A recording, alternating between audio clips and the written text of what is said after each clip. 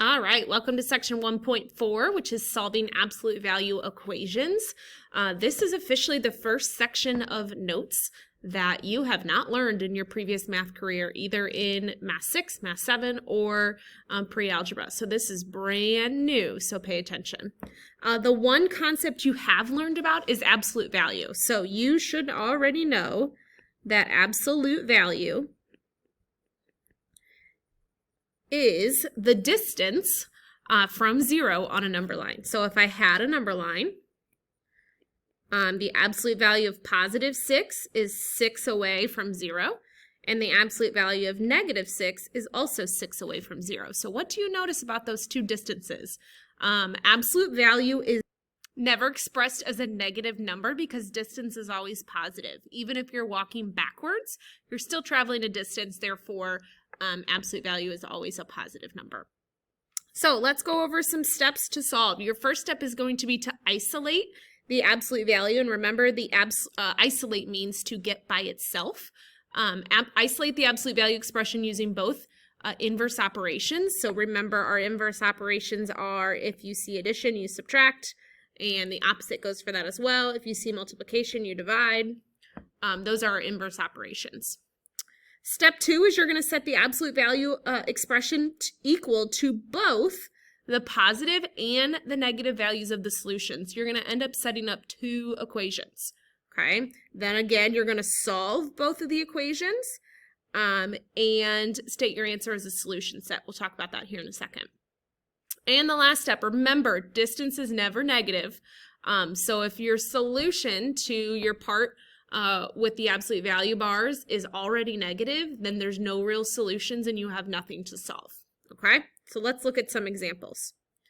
The absolute value of 8, this one's easy. My absolute value bars are isolated, so therefore I can drop the bars and set it equal to the positive version and also to the negative version. And since there's nothing left to solve there, the absolute value of 8 is either 8 or negative 8. Okay, because both of those things, if I were to plug them in for x, would make this equation true. That's why you have two answers. Second one, the absolute value of x minus 2 is 6. The absolute value bars are already isolated, so I can set it equal to positive 6 and also to negative 6. Notice I have two equations, so you have two equations to solve. Okay, add 2 to both sides, and x is equal to 8. Add 2 to both sides on this one, but negative 6 plus 2 is negative 4. So your two answers are x is equal to positive 8 or x is equal to negative 4. Last one, the absolute value of 4 plus x is equal to negative 9. There's that negative 9 I was just talking about. Okay, absolute value, the answer to an absolute value problem can never be negative. Your absolute value bars are by themselves, and that's a negative number, so your answer here would be no real solutions. Basically what that means is there is no number that I can plug in for x that would make that equation true. Okay? Now, those seem pretty easy. It's because they are. Now, they're going to get a little bit trickier, but we can do this. So, the first one is 3x plus 9 minus 10 is equal to negative 4. Okay, so you're going to treat this like it's 3x minus 10 equals negative 4. And if it looked like that, like a regular two-step equation, your first step would be to add 10 to both sides. You're going to do the exact same thing to the absolute value. So you're going to add 10, and you're left with the absolute value of 3x plus 9 is equal to negative 4 plus 10, which is 6. Okay? Now your absolute value bars are isolated, so you're going to set it equal to the positive version of 6, and you're also going to set it equal to the negative version of 6. All right, now you're going to subtract 9 from both sides from this equation, so you have 3x is equal to negative 3. When you solve this, you divide both sides by 3, and x is equal to negative 1. Good, you're only halfway done. You've got to solve the other equation. Subtract 9 over here. 3x is negative 6 minus 9, which is negative 15. Divide both sides by 3. Negative 15 divided by 3 is negative 5. So your two answers for this equation are negative 1 and negative 5. Next one, you were going to treat this like 4x equals 16. If you had 4x equals 16, your first step would be to divide by 4. Okay, so that's what we're going to do here as well. Divide both sides by 4. When you do that, you're left with the absolute value of 2x plus 7 is equal to 4. Now that the absolute value bars are isolated, you can drop them and set it equal to positive 4.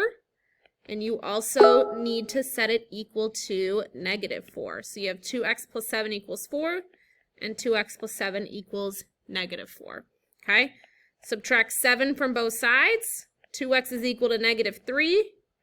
Divide by 2, and x is equal to negative 3 halves. Go ahead and leave that as a fraction. There's no need to change that to a decimal. Okay? And the second one, subtract 7 from both sides, and you have 2x is negative 4 minus 7, which is negative 11. Divide both sides by 2, and x is equal to a negative 11 over 2. So there are your two answers. They won't always be pretty whole numbers, and you got to be okay with that, okay? Last one, let's put both steps together. Once again, treat this as negative 2x minus 3 is equal to negative 11. If that was your two-step equation, you would add 3 first. So we're going to do the same thing with this absolute value problem, okay? Add 3 to both sides. You have negative 2 times 5x minus, the absolute value of 5x minus 1 equals negative 11 plus 3, which is 8. Excuse me, negative 8. Okay? Now I'm going to divide both sides by negative 2. And I am left with the absolute value of 5x minus 1 equals positive 4. Now, some of you were probably like, hold on, this is a negative number. Yes, that's okay, because when I divide by a negative number, I eventually got a positive 4, okay? You only can stop when it's a negative number if the absolute value bars are isolated, okay? My absolute value bars are isolated here, and I have a positive number. Therefore, I can keep going, okay? So absolute value bars are by themselves. Drop the bars, set it equal to positive and negative, and solve. So 5x is equal to 5, which means x is equal to 1. Add 1 to both sides. 5x is equal to negative 3, which means x is equal to negative 3/5. Okay? Sorry about all the beeping. I need to turn my notifications off. And last thing I want to talk about is solutions to an absolute value equation, okay? So we had no real solutions right here. Let me get a different color. We had no real solutions up here because we were equal to a negative number when my absolute value bars were by themselves. We had two answers, or two solutions, on a problem like this because I had a positive number, positive 6, and I had to set it equal to both the positive and the negative version to make sure I get both of my solutions. There is a case where you had where you will have one solution, and here is what that will look like. If you had, say, the absolute value of x minus 6 equals 0, okay? Absolute value bars are by themselves, so yes, you would drop and set it equal to the positive and the negative version of the answer, but you can't have a positive and a negative 0. So there's just one equation and one solution, okay? So you can have two solutions, no solution, or one solution when you solve absolute value problems. That is it for today.